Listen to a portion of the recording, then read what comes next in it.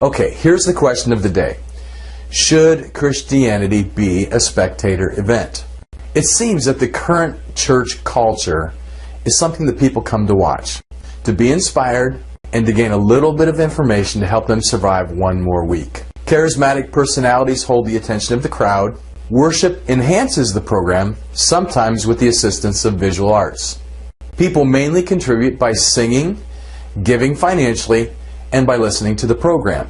This model uses the talent of some to hold the attention of many. The problem that I see with this model is that in our fast-paced culture, people get easily bored. This model appeals to people's desire to be entertained. And here's the problem that I was talking about. Whatever draws people will eventually require more in order to hold and keep their attention.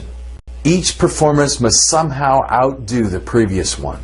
Now don't get me wrong, I'm excited about any format and style that leads people to profess their faith in Christ. But something about this current model just seems off to me. On the one hand, we have churches that cling to religious tradition. Young people are bailing out by the droves.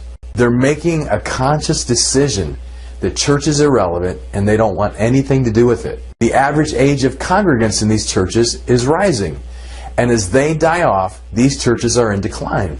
On the other hand, we have churches appealing to the media generation. People come each week to watch the show.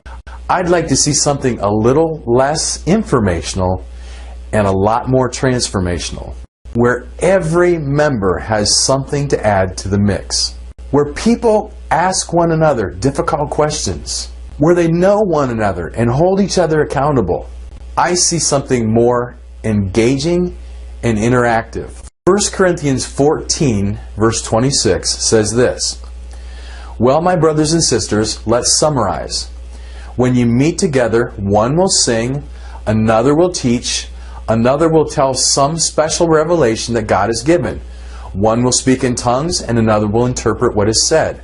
But everything that is done must strengthen all of you." Now that sounds to me like every member should have something to contribute.